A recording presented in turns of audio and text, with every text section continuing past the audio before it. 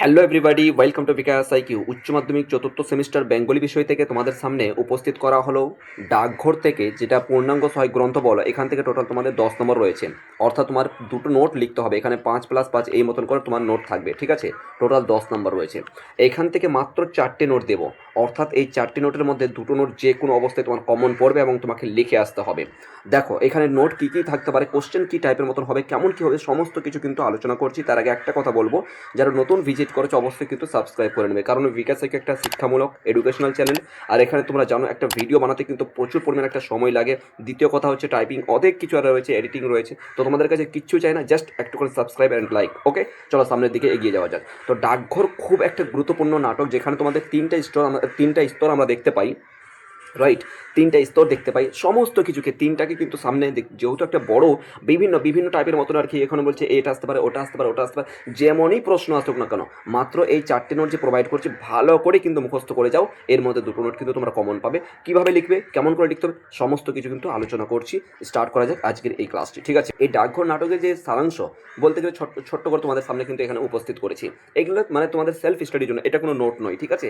এইখানে মানে এইটুকু, এই যে প্যারাটা আছে, এটা কোনো নোট নয়, এটা তোমাদের একটা আন্ডারস্ট্যান্ডিংয়ের জন্য প্রোভাইড করেছি। আসল জায়গাতে এসো, এইখান থেকে এসো, ঠিক আছে। নাট্যরূপ যদি দেয় আর কি, সেটা ক্ষেত্রে অবশ্যই দেখতে পারো। এইখান থেকে এসো, কি বলা আছে এখানে, ডাকঘর নাটকের মূল ভাব আলোচনা করো, অথবা ডাকঘর নাটকের নামকরণের সার্থকতা বিচার করো। খুব সুন্দর একটা কোশ্চেন, এইখানে কিন্তু খুব ইম্পর্টেন্ট। 3-4টে স্টার দিয়ে দিচ্ছি, ঠিক আছে। এটা কিন্তু খুব ইম্পর্টেন্ট। যদি মূল ভাব দেয় অথবা ডাকঘর নাটকের নামকরণের সার্থকতা দেয়, তাহলে কিন্তু এই নোটটা লিখে আসতে পারে। চোখ বন্ধ করে লিখে এসো, আর কোনো প্রবলেম নেই। আর নামকরণের সার্থকতা খুব ইম্পর্টেন্ট আছে, ঠিক আছে, 1 নম্বর কথা। তাহলে এইটুকু, আর দেখো বেশি বড় নেই, এইটুকু মাত্র দেখো।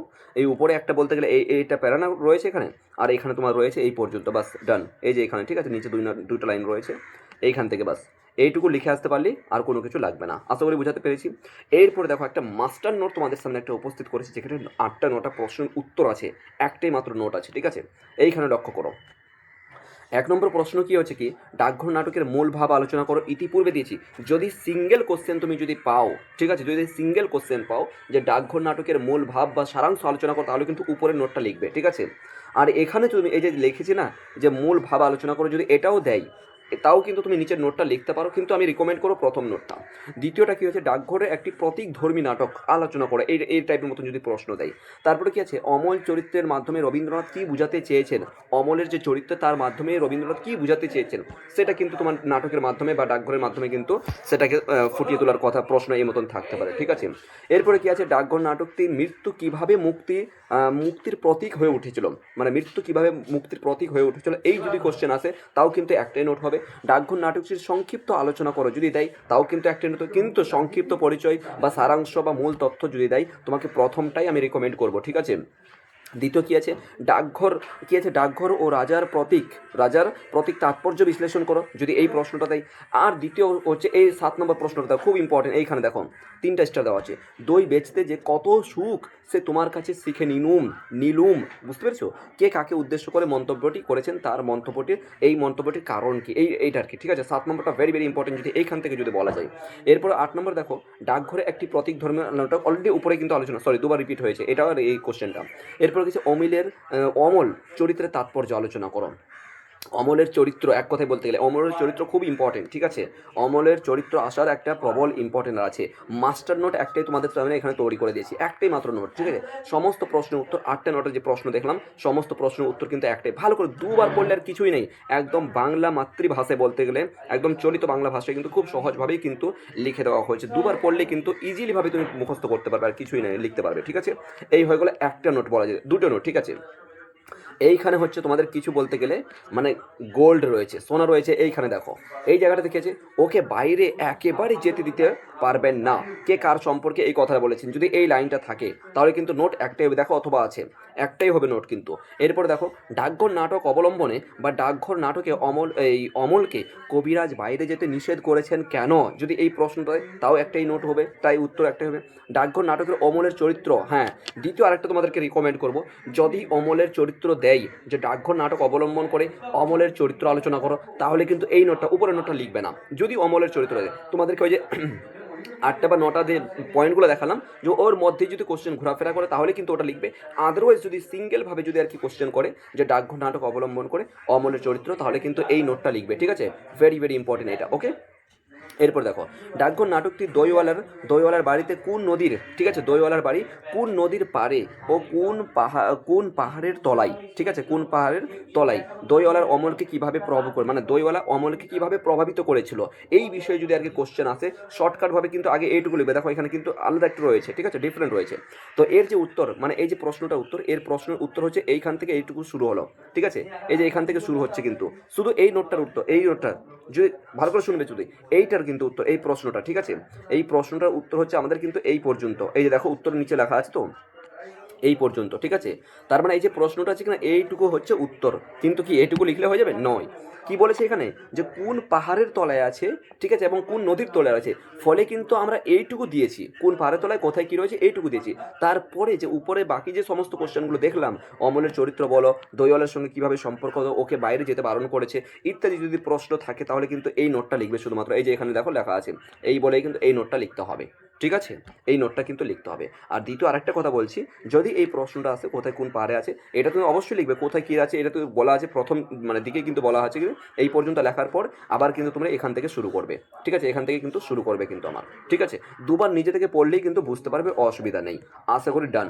এবার দেখো এখানে কিন্তু কয়েকটা চরিত্র রয়েছে এই নাটকের মধ্যে, আর চরিত্র আসার কিন্তু খুব একটা সম্ভাবনা রয়েছে যে কোনো একটা চরিত্র আসতে পারে। যদি চরিত্রগুলো আসে তাহলে কীভাবে লিখতে হবে দেখো, মানে বলতে গেলে একটা মানে মানে কি বলবো, একটা ফর্মেট তোমাদের সামনে তৈরি করেছি এখান থেকে, যে যেটাই চরিত্র আসুক না কেন তুমি কিন্তু লিখতে পারবে। দেখো চরিত্র ভিত্তিক উত্তরের জন্য কি কি করবে দেখো, প্রথমত ভূমিকা করব, কিন্তু পয়েন্ট করব না, ডোন্ট রাইট। দেখো আমি লিখে দিচ্ছি কিন্তু এইরকমভাবে আমরা কিন্তু সাজাবো, কিন্তু লিখবো না আমরা ডাইরেক্ট, কিন্তু উত্তর এখান থেকে লিখবো। এক্সাম্পল ধরে রাখো, যদি কথার কথা বলছি মাধব দত্তের চরিত্র আলোচনা করো, কথার কথা বলছি যে মাধব দত্তের চরিত্র আলোচনা করো, যদি এই প্রশ্নটা দেয় তাহলে কি করবে তোমরা, এই উত্তর লিখবে এখান থেকে। রবীন্দ্রনাথের ঠাকুরের প্রতীক ধর্ম নাটক এখান থেকে শুরু করলে তো এটা পুরোটা লিখবে কিন্তু। এই একটা হলো আমার প্যারা। ঠিক আছে, দ্বিতীয় ক্ষেত্রে চলে এসো। দ্বিতীয়টা দেখো, দ্বিতীয়টা কি হচ্ছে, মূল আলোচনা শুরু করার মানে সংযোগ প্যারা আর কি। ঠিক আছে, মানে এক কথায় বলতে গেলে এটাও কিন্তু লিখবে না, এটাও লিখতে হবে না তোমাদের, ওই জন্য মার্কিং করে লিখেছি। যখন এটা কমপ্লিট হয়ে গেল, এটা যখন প্রথম মানে বলতে গেলে একটা প্যারা লেখা হয়ে গেলো, দ্বিতীয় প্যারা কিন্তু তোমরা এখান থেকে শুরু করবে, আবার কন্টিনিউ করবে। এখান থেকে আসার পর এই পর্যন্ত আসছো তো, এরপর দেখো এখানে তুমি কিন্তু লিখবে অমল, মাধব, সুধা, দইওয়ালা, ঠিক আছে, মরল, কবিরাজ, রাজু, ঠাকুরদা, এইগুলো যদি চরিত্র মানে যে কোনো একটা দেখো না কেন, এই যদি চরিত্রগুলো দেয় তাহলে এই পর্যন্ত লিখলে তো কোথায় গেল। হ্যাঁ, এখানে যে কোনো একটা চরিত্রের নাম, চরিত্রটির নামকরণ বাস্তবতা আরও স্পষ্ট, এই যে দেখো তুলে ধরে। তার মানে এখানে কি করবে, এই পর্যন্ত তোমরা লিখতে শুরু করলে তো এইখানে কিন্তু প্রেক্ষাপটে অমল, মাধব বা আর কোনো যেটা আছে আর কি, যে তোমাদেরকে দেখাচ্ছি অল্পই আছে, জাস্ট 4-5টা করে লাইন লিখেছি।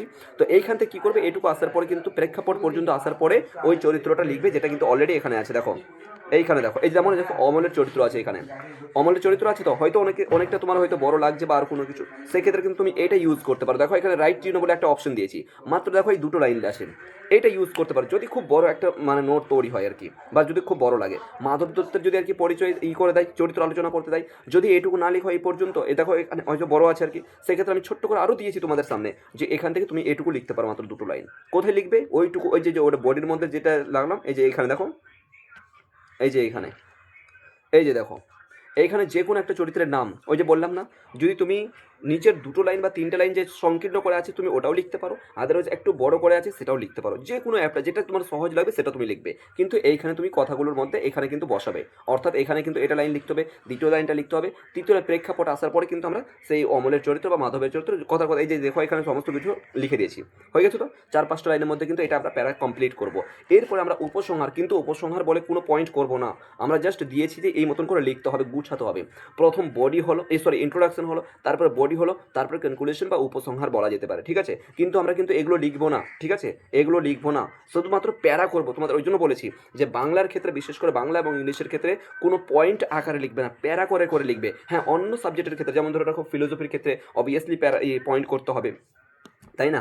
তো তারপরে কী করবে, তারপর ওটা লেখার পরে ওইটুকু 2-4টা লাইন লেখার পরে কিন্তু এটা কমপ্লিট হয়ে গেল আমাদের।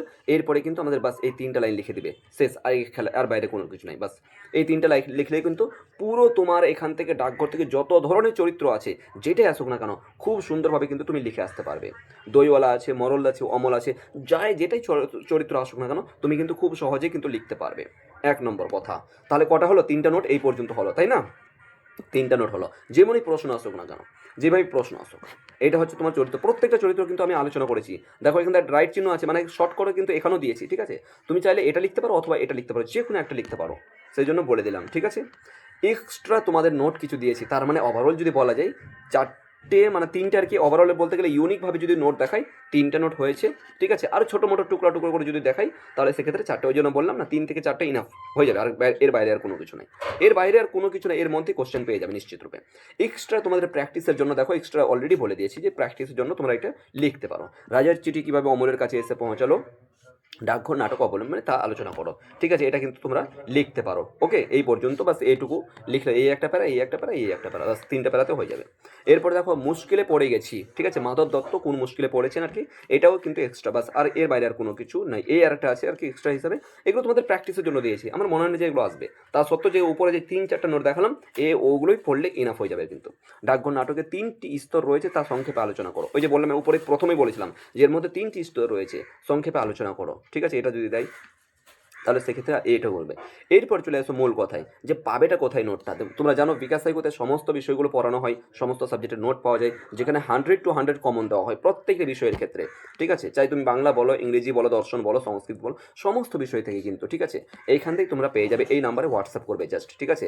আমাদের এখানে আমাদের এখানে স্কুল বোর্ড এবং মাদ্রাসা বোর্ডের সমস্ত সাবজেক্টগুলো পড়ানো হয়। টোটাল 8জন শিক্ষক শিক্ষিকা রয়েছেন, টোটাল 8জন শিক্ষক শিক্ষিকা রয়েছেন, প্রত্যেকটা বিষয়ের জন্য আলাদা আলাদা শিক্ষক শিক্ষিকা রয়েছেন, তোমরা জানো, ঠিক আছে? আর ওই নম্বরে যে বললাম, এই নম্বরে যোগাযোগ করবে। প্রত্যেকটা বিষয়ের কিন্তু যত্ন সহকারে কিন্তু তোমাদের এখানে নোটস তৈরি হাতে ধরিয়ে প্রোভাইড করা হয়, প্রত্যেকটা বিষয়ের ক্ষেত্রে 100% কমন, ঠিক আছে? এই নাম্বারে কিন্তু যোগাযোগ করবে তোমরা। একটার মধ্যে একটি নোট কমন, যেভাবে প্রশ্ন আসুক না কেন। তোমাদের বললাম এখান থেকে যেহেতু তোমার 2টো কোশ্চেন লিখতে হবে, সেই জন্য কিন্তু অবভিয়াসলি আমাদের কিন্তু একটুখানি এগিয়ে যেতে হবে, 3টা বা 4টা নোট কিন্তু লক্ষ্য রাখতেই হবে, রাইট? চলো তাহলে, থ্যাংক ইউ সো মাচ, ভালো করে পরীক্ষা দাও, সামনেই কিন্তু তোমার পরীক্ষা চলে আসছে। Thank you.